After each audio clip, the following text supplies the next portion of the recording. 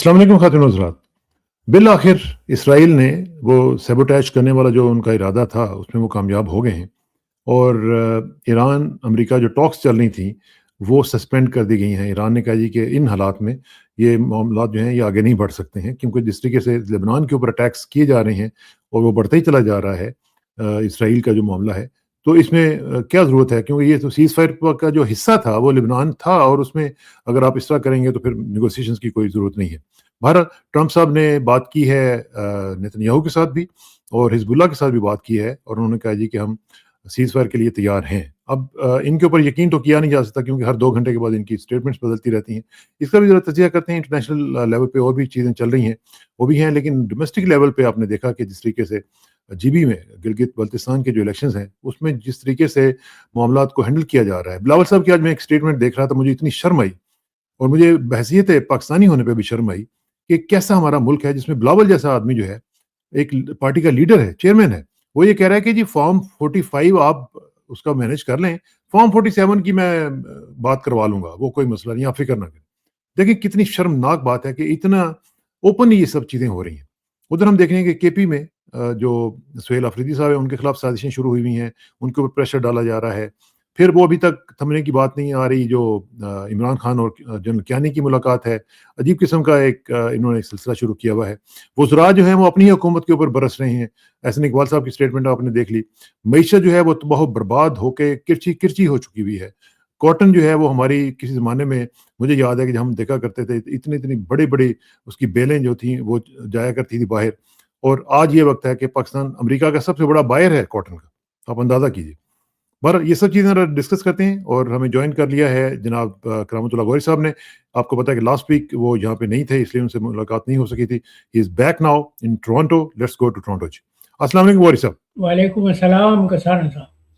बहुत शुक्रिया गौरी साहब। एक तो मुझे ये आप बताएं, आप इतना ट्रैवल क्यों करते हैं? आप हर वक्त कहीं ना कहीं गए हुए होते हैं गौरी साहब, आप कहीं रेस्ट करें जनाब, ये क्या हमें भी मेरे आप पाँव में चक्कर है कसाना साहब। 19 बरस की उम्र में हाँ। मैं घर से निकला था अरे अच्छा। और बेरूत की अमेरिकन यूनिवर्सिटी में पढ़ने के लिए गया था। उस वक्त से लेकर आज तक मैं सफर ही करता रहा। हाँ, तो फिर और आपको हम पाकिस्तानी इब्ने बतूता कह सकते हैं? हाँ, आप कह सकते हैं, क्योंकि मैं जितना जितना दुनिया में फिरा हूँ शायद बहुत कम लोग फिरे होंगे। मेरा ख्याल है कि आपको सफरनामे भी कुछ लिखने चाहिए। मैंने अपना लिखा है चीन का सफरनामा। हाँ, तो वो तो एक है ना। मैं कह रहा हूँ कि जितने आपने जितने सफर किए हैं उसके हिसाब से तो पूरा एक पूरी का पूरा रैक बनना चाहिए किताबों मैंने का। अपनी जो खुद नविश्त है हाँ, रोजगार सफीर, सफीर, उसमें हाँ। तमाम तमाम सफरों का जिक्र कर दिया है। माशाल्लाह माशाल्लाह, जबरदस्त।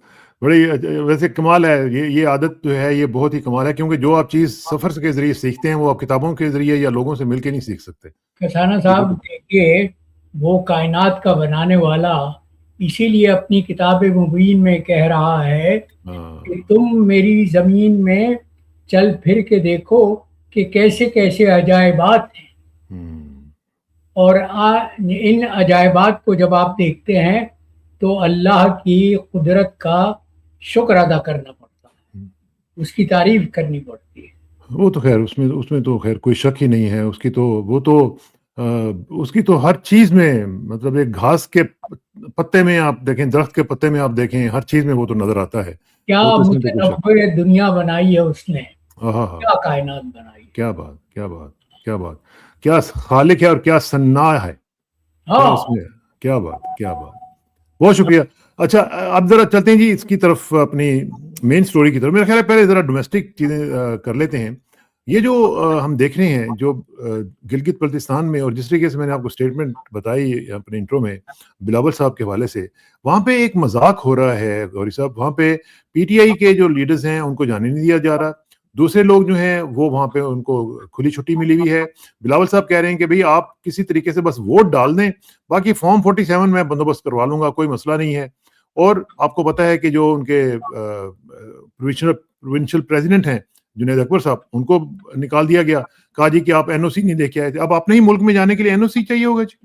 हाँ, कसाना साहब, मैं कहता हूँ اور عرصے سے کہتا آ رہا ہوں کہ یہ جو ہماری نام نہاد اشرافیہ ہے جو ملک پر قابض ہے، ملک کو اپنا مقبوضہ بنائے ہوئے ہے، ملک میں اقتدار کی مسندوں پر یہ بندروں کی طرح اچھل کود رہے ہیں، تو یہ پاکستان کی قوم کے ساتھ بھیانک مذاق ہے۔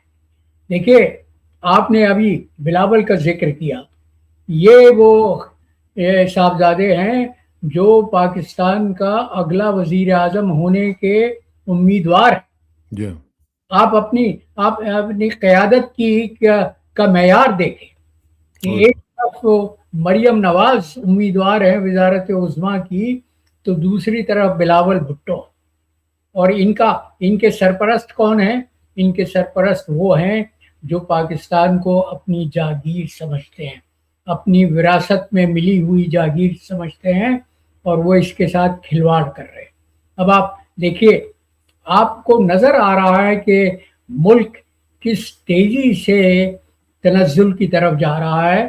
میں کہتا ہوں یہ لوگ، وہ جو قرآن کہتا ہے کہ وہ لوگ ہیں جن کی آنکھیں ہوتی ہیں لیکن بصارت سے محروم ہوتی ہیں، کہ کان ہوتے ہیں لیکن سماعت سے محروم ہوتے ہیں۔ تو یہ وہ لوگ ہیں، یہ وہ اشرافیہ ہے جو اپنے آپ کو پاکستان کا مالک و مختار سمجھتی ہے، اور پاکستانی قوم کے ساتھ وہ مذاق کر رہی ہے جس کا انجام انتہائی عبرتناک ہونے والا ہے۔ اور اسپیشلی غوری صاحب، اگر آپ یہ دیکھیں کہ جو سینسٹیوٹی ہے اس علاقے کی، اس کو اگر مد نظر رکھا جائے تو پھر تو ہمیں بہت زیادہ، میرا خیال ہے کہ اس چیز کا ہمیں خیال رکھنا چاہیے کہ وہاں پہ کوئی اس طرح کی معاملات ہمیں ہونے ہی نہیں دینے چاہیے۔ کسانہ صاحب، اگر بصیرت ہو، اگر دانش و فہم ہو، اگر حکمت ہو، تو پھر یہ ادراک ہوتا ہے کہ آپ کس طرح سے نشیب کی طرف جا رہے ہیں۔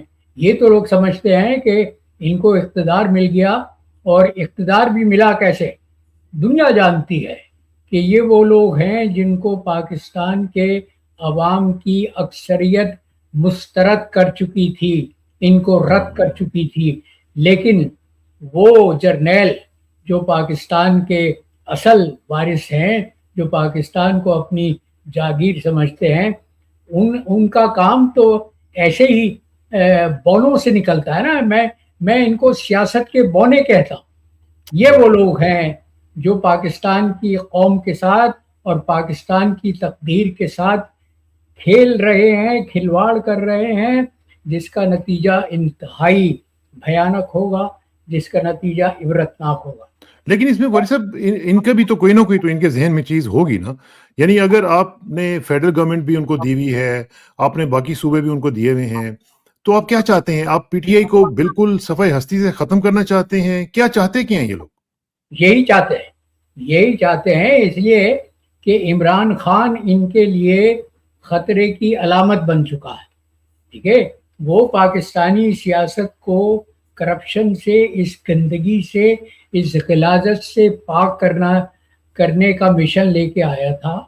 وہ، میں ہمیشہ سے یہ کہتا ہوں کہ اس کے لیے وزارت عظمیٰ اقتدار کا کھیل نہیں تھی، بلکہ وہ پاکستان کی سیاست کو ان غلیظ لوگوں سے پاک کرنا چاہتا تھا، لیکن ان غلیظ لوگوں نے مل کے سازش کی، اور ان کے سرپرست اصل جو مورد الزام ہیں وہ پاکستان کے جرنیل ہیں، جو آج سے نہیں بلکہ گزشتہ 70 برس سے پاکستان کی تقدیر کے مالک و مختار بنے ہوئے۔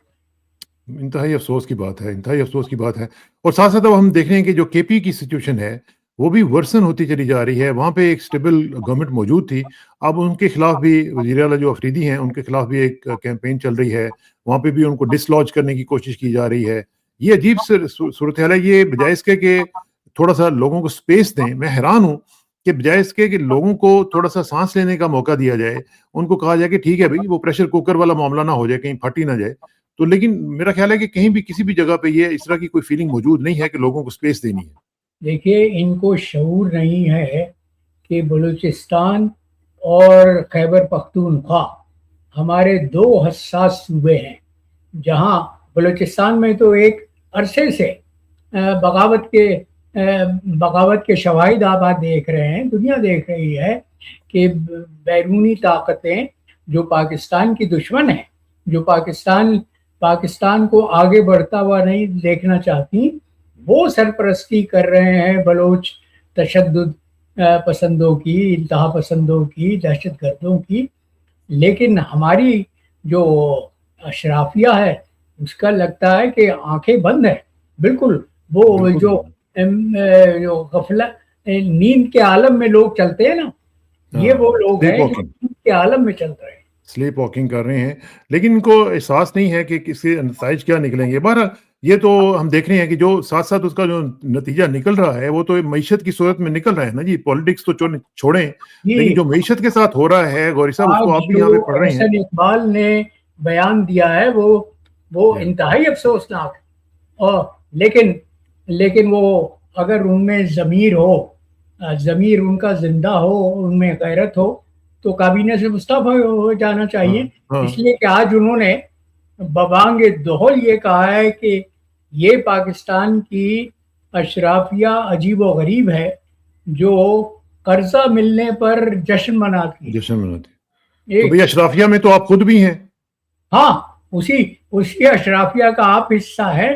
تو آپ میں اتنی غیرت ہونی چاہیے، اتنی شرم ہونی چاہیے کہ آپ کم از کم کابینہ سے مستعفی ہو جائیں تاکہ آپ کا احتجاج دنیا دیکھ لے.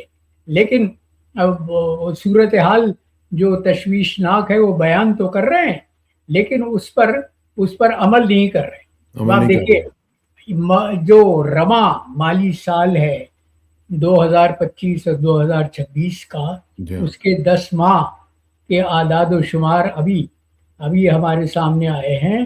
ان کے مطابق پاکستان کے جو بیلنس آف ٹریڈ، جو تجارتی خسارہ ہے، وہ 10 مہینوں میں 32 ارب ڈالر 32 بلین ڈالر کا ہے.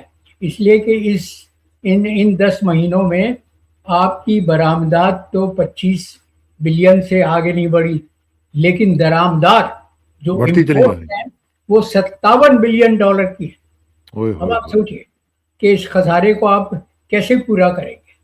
آپ پر قرضے کا بوجھ بڑھتا جا رہا ہے، لیکن کسی کو احساس نہیں ہے کہ پاکستان کی معیشت کی زبونحالی کا شکار ہے. اور برآمدات کیوں نہیں بڑھ رہی؟ برآمدات یوں نہیں بڑھ رہی کہ پاکستان کا ایکسپورٹر 40 سے 50% تک ٹیکس ادا کرتا ہے، جس کے مقابلے پر بنگلہ دیش کا ایکسپورٹر صرف 10 سے 15% ٹیکس ادا کرتا ہے. تو پھر تو ہم کمپٹیشن میں نہیں آ سکتے. ہاں آپ کیسے مقابلہ کریں گے عالمی منڈی میں؟ بڑے افسوس کی بات ہے. اچھا جی، ذرا تھوڑا سا بات کر لیتے ہیں اس کی ملاقات کی، جس کے بارے میں ہم بار بار تردید بھی کر رہے ہیں اور لوگوں سے بھی پوچھ کے بات کر رہے ہیں. کل ہمارے ساتھ جنرل طارق خان صاحب تھے، انہوں نے بھی کہا کہ ایسی کوئی بات نہیں ہے. اس سے پہلے بلکہ یہ ہفتہ 10 دن پہلے بھی یہ بات ہوئی تھی، اس وقت بھی میں نے ان سے کہا تھا کہ یہ اس طرح نہیں ہو سکتا. جنرل کیانی کی ملاقات کے بارے میں باتیں آ رہی ہیں کہ جی عمران خان سے ملاقات ان کی ہوئی ہے اور ایسے ہوا ہے، وہ ہوا ہے. جنرل کیانی صاحب ویسے بھی اس وقت ان کی صحت بھی اس طرح نہیں ہے کہ وہ اس طرح کی چیزیں کر سکیں. اور پھر یہ کہ ان کے پاس جب تک کوئی مینڈیٹ نہیں ہوگا، میں نے کل بھی کہا تھا کہ وہ فشنگ ایکسپیڈیشن پہ نہیں جائیں گے، ان کے پاس کوئی مینڈیٹ ہوگا تو جائیں گے نا. تو وہ اب مینڈیٹ کسی کو دینے کے لیے تیار ہی نہیں ہے. تو یہ اس طرح کی جو ملاقات کی خبریں ہیں یہ کیوں پھیلائی جاتی ہیں؟ یہ صرف عوام کو لالی پاپ دینے کے لیے. ٹھیک ہے، ان کو اندازہ ہے، یہ کم از کم یہ اندازہ ہے کہ عوام میں ان کی مقبولیت اول تو کبھی تھی نہیں، جو تھوڑی بہت تھی وہ اس کا گراف دن بدن گرتا چلا جا رہا ہے. اس لیے کہ ان کی حرکتیں ایسی ہیں کہ عوام میں یہ کیسے مقبول ہو سکتے ہیں. آپ نے جو پاکستان کے عوام کا منتخب لیڈر تھا، جو رہنما، مقبول رہنما تھا، اس کو تو جھوٹے مقدمات میں، فرضی مقدمات میں گرفتار کیا ہوا ہے. اس کو قید و بند کی سہولتیں آپ دے رہے ہیں. قید تنہائی کی ایذا، جسے فرنگی دور میں بھی کم سے کم استعمال کیا جاتا تھا، وہ عمران خان کو اس قید تنہائی میں رکھا ہوا ہے. یہ سمجھتے ہیں کہ ان کو اپنے اعمال کا حساب کوئی نہیں دینا ہوگا. اور ساتھ دیکھیے کہ ان کی بیگم کو بھی، حالانکہ ان کا کیا قصور ہے. ہاں ان لیکن یہ پاکستان کی اسلامی جمہوریہ میں ایک معزز خاتون کے ساتھ جو ایک پردہ سابقہ خاتون. وزیر اعظم کی شریک حیات ہے اس کے ساتھ سلوک ہو رہا ہے، جبکہ اسلام نے آپ کو معلوم ہے کہ عورت کو جو درجہ دیا ہے، جو اس کے حقوق کی حفاظت کی ہے، تحفظ کیا ہے، وہ دنیا کے کسی اور مذہب میں، کسی اور معاشرے میں نہیں ملتا. Absolutely absolutely. اور اس کے باوجود ہم لوگ دیکھ رہے ہیں کہ ود امپیونٹی یہ سب کچھ ہو رہا ہے. اچھا جی، آج یورپین یونین کی جو فارن پالیسی چیف ہیں وہ بھی پاکستان کا دورہ کر رہی ہیں، تو کیا یورپین یونین بھی جو ہے وہ اپنے تعلقات جو پاکستان کے ساتھ بہتر بنانے کی کوشش کر رہا ہے؟ وہ نظر ثانی کر رہا ہے، اس لیے کہ پاکستان کو موسٹ فیورڈ نیشن کا جو اسٹیٹس ملا ہوا ہے اس کے ریویو کا وقت آ رہا ہے. تو فارن پالیسی چیف اس لیے اسلام آباد میں آئی ہیں کہ وہ پاکستان کے حالات کا جائزہ لے سکیں اور اس کی روشنی میں یہ طے کریں کہ پاکستان کو یہ سہولت مستقبل میں بھی جاری رہے گی یا نہیں ہے. ہاں آج ان کی ملاقات ہوئی ہے وزیر اعظم سے بھی اور سی ڈی ایف صاحب سے بھی، تو لیٹ سی کیا ہوتا ہے. لیکن ہمارے لیے، پاکستان کے لیے تو ظاہر ہے کہ ٹریڈ کا اور جو بزنس اپرچونیٹیز ہیں اگر وہ ٹھیک رہتی ہیں، اور جی ایس پی پلس جو ان کا اسٹیٹس ہے وہ اگر قائم رہتا ہے تو پاکستان کو فائدہ ہوگا، ورنہ تو پاکستان کمپیٹ ہی نہیں کر سکے جس طرح پہلے فرما رہے تھے. تو اب ذرا تھوڑا سا بات کر لیتے ہیں جس کے بارے میں جو ٹاکس رک گئی ہیں، سسپینڈ ہو گئی ہیں. ایران نے کہا جی کہ ہم ٹاکس نہیں کریں گے. تو اس میں جو ہم دیکھ رہے ہیں کہ لبنان کے اوپر براہ راست انہوں نے اٹیکس کیے ہوئے ہیں شروع، اور وہ اندر ہی بڑھتے چلے جا رہے ہیں. بلکہ آج تو پریزیڈنٹ ٹرمپ نے کہا جی کہ میری ملاقات ہوئی ہے، بات ہوئی ہے فون پہ بی بی سے، نیتن یاہو سے اور حزب اللہ والوں سے بھی، اور میں نے منع کر دیا کہ نو مور اسرائیلی ٹروپس ان بیروت. تو یہ کیا ہو رہا ہے جی؟ اب دیکھتے ہیں کہ ٹرمپ صاحب کے اس دعوے کی کہاں تک توثیق ہوتی ہے، اس پر عمل کیا جاتا ہے یا نہیں. اس لیے کہ تاحال تو ہم یہ دیکھ رہے ہیں کہ نیتن یاہو امن کا کھلا ہوا دشمن، وہ جو حرکتیں کر رہا ہے، جو لبنان میں غزہ کی کہانی دہرائی جا رہی ہے. اور کل تو آپ کو معلوم ہے کہ اس نے وہ اس تاریخی جو 800 سال پرانا بوفورٹ کاسل ہے اس پر بھی اسرائیلی فوجی نے قبضہ کر لیا ہے. لبنان میں تو اس کی دراندازی بڑھتی جا رہی ہے.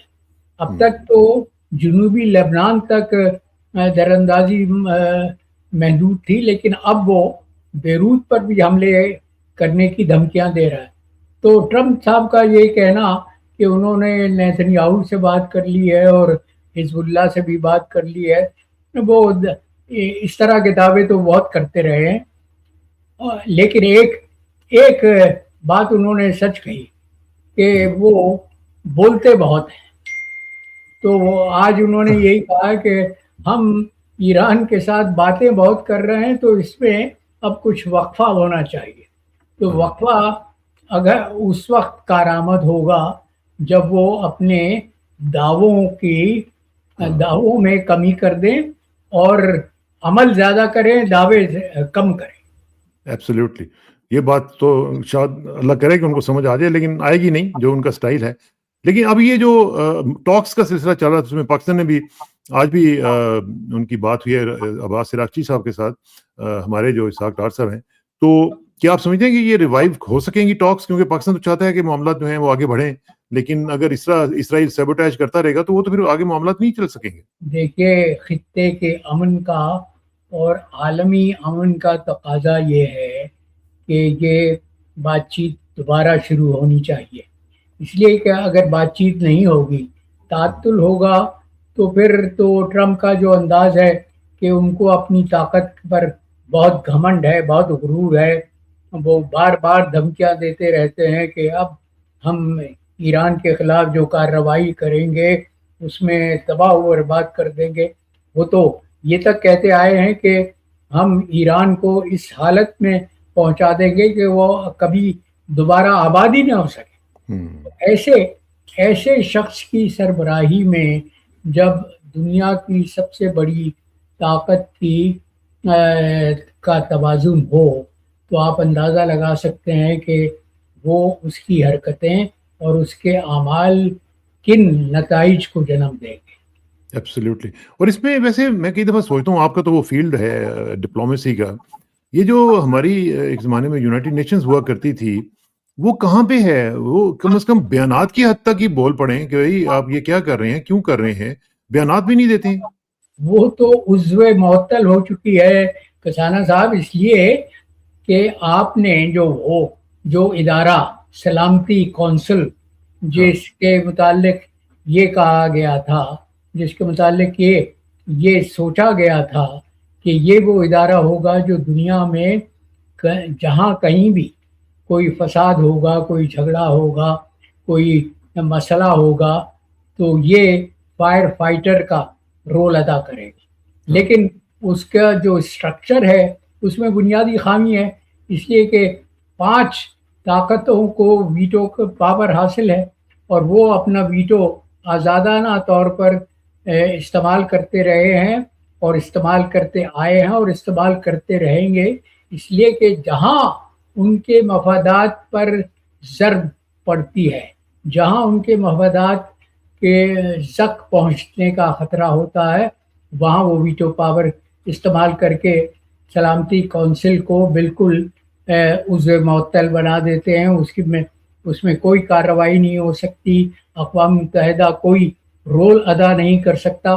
تو یہی آپ دیکھ رہے ہیں کہ غزہ کی صورتحال میں ہے اور ایران، بلکہ یہ دونوں میں کمپیریزنز دکھا رہا ہوں کہ 2023 میں غزہ کیسا تھا اور 2026 میں اب غزہ کی صورتحال کیا ہو گئی ہے. اس کو کھنڈر بنا دیا ہے. یہ کھنڈر بن چکا ہے بھیا، دیکھ لیں آپ کھنڈر کیسے بن گیا ہے. اور آج میں الجزیرہ پہ دیکھ رہا تھا کہ وہ لوگ کل چھٹی کا دن تھا تو وہاں گرمی میں ساحل سمندر پر چلے گئے تھے وہ کچھ وقت گزارنے کے لیے. وہاں ان پر بمباری کی گئی اور ایک کنبے کو ہلاک کر دیا گیا، جس پر الزام یہ تھا کہ وہ جو اسرائیل نے یلو لائن کھینچی ہوئی ہے. اور آپ نے نیتن یاہو کا وہ تازہ ترین بیان پڑھا، سنا؟ وہ یہ کہتا ہے کہ اب اسرائیل 70% غزہ پر قبضہ کر لے گا. جی ہاں انہوں نے اپنی فوج کو بھی کہہ دیا. 64% تو اس وقت تک ہو چکا ہے، جبکہ پچھلے اکتوبر میں جو معاہدہ ہوا تھا، جو امن معاہدہ ہوا تھا، جس کے تحت جنگ بندی ہوئی تھی، غزہ میں فسادات کم ہوئے تھے، بند ہوئے تھے، اس کا یہ کہنا تھا کہ اسرائیل صرف 53% غزہ کے علاقے پر اپنا تسلط رکھ سکتا ہے، لیکن وہ 53% بڑھ کے 64% ہو چکا ہے. اور آج وہ جو نیتن یاہو نے بیان دیا ہے تو وہ یہ چاہتا ہے کہ، اور یہ کہا ہے کہ رفتہ رفتہ ہم غزہ پر قبضہ کریں گے. تو 70% بھی کوئی آخری حد نہیں ہے. وہ تو دیکھیے نا، نیتن یاہو کا تو منصوبہ یہ ہے اول دن سے کہ وہ غزہ سے فلسطینیوں کو مجبور کرے کہ وہ نکل جائیں. ہاں، یہ تو ان کا پرانا خواب بھی ہے. لیکن اس میں ساتھ ساتھ ایک اور بھی بڑی کنسرننگ قسم کی خبر ہے، وہ یہ ہے کہ اب یہ امریکن کانگریس جو ہے وہ اس معاملے میں موو کر رہی ہے کہ اسرائیلی اور امریکی افواج جو ہیں ان کو بھی مرج کر دیا جائے. یہ کیسا ایک سلسلہ ہوگا، اور اگر ایسا ہوتا ہے تو یہ کتنا بڑا خطرہ ہوگا پورے ریجن کے لیے، بلکہ پوری دنیا کے لیے اور امن عالم کے لیے؟ کسانہ صاحب دیکھیے، صورتحال یہ ہے کہ اب تک تو بلی تھیلے میں ہے. دنیا جانتی ہے کہ امریکہ اور اسرائیل کے درمیان جو دفاعی تعاون ہے، جو مفاہمت ہے، جو گٹھ جوڑ ہے، وہ کس طرح کا ہے. میں پچھلے پروگرام میں آپ کو بتا رہا تھا کہ گزشتہ 2 برس میں، جب سے اکتوبر 2023 میں غزہ کا سلسلہ شروع ہوا ہے، اس وقت سے لے کر آج تک امریکہ صرف اسلحہ کی مد میں $22 بلین کی امداد इसराइल को दे चुका है। तो ये जो मंसूबा कांग्रेस में ज़ेर गौर है, ये तो बिल्ली को थैले से बाहर ले आएगा और दुनिया देख लेगी कि इसराइल और अमेरिका एक ही सिक्के के दो रुख हैं। ये नजर आ रहा है हमें। और लेकिन उसके साथ साथ हम ये भी देख रहे हैं गौरी साहब के इस्राएली मीडिया में अचानक पाकिस्तान के खिलाफ खबरें लगना शुरू हो गई हैं और पाकिस्तान के खिलाफ एक कैंपेन शुरू हो गई है। और बल्कि जो इस्राएली एम्बेसडर इन इंडिया हैं, उन्होंने भी कहा है कि जी हम पाकिस्तान पे ट्रस्ट नहीं कर सकते हैं। ये अचानक क्या हो रहा है, ये क्यों हो रहा है? और इजराइल के वज़रा ये धमकियां दे रहे हैं कि ईरान के बाद अगला जो हदफ होगा वो मिस्र और तुर्की होगा। हाँ। तो ये तो ग्रेटर इजराइल का जो मंसूबा है उस पर अमल पैरा है इजराइल की क़यादत। तो फिर इन हालात में हम कैसे अब्राहम अकॉर्ड में शामिल हो सकते हैं? कैसे हम इजराइल को रिकॉग्नाइज कर सकते हैं? नहीं, ये तो मज़ाक़ा खेज है ये मुतालबा ट्रम्प का कि पाकिस्तान भी अब्राहमिक अकॉर्ड्स में शामिल हो जाए या सऊदी अरब भी हो जाए। तो वो putting the cart before the horse. तो क्या पाकिस्तान अफोर्ड कर सकता है इस तरह की कोई स्टेप? नहीं, बिल्कुल नहीं कर सकता। और ये वो मामला है, ये वो मसला है जिस पर सोई हुई कौम, जो मुर्दा कौम जिसको मैं कहता हूँ, वो भी बेदार हो जाएगी। हमारी अस्करी क़यादत और सियासी क़यादत तो बिल्कुल ये चाहेगी कि उनको जो हुक्म दिया जा रहा है उनके आका की तरफ से उस पर अमल किया जाए। लेकिन अब आप नताइज का अंदाजा कर सकते हैं कि पाकिस्तानी कौम इस इक़दाम को बिल्कुल बर्दाश्त नहीं करेगी। बिल्कुल सही बात है। नजर आ रहा है कि लोगों का जो सेंटिमेंट है वो इसके बिल्कुल खिलाफ है। बहुत बहुत शुक्रिया गौरी साहब। इंशाल्लाह आपसे रब्ता रहेगा और हम देखेंगे और इन चीज़ों को हम वेरीफाई भी करते रहेंगे और लोगों तक पहुंचाते रहेंगे। बहुत बहुत शुक्रिया। इंशाल्लाह जल्दी मुलाकात होगी। सी यू सून एंड अस्सलाम वालेकुम। इंशाल्लाह।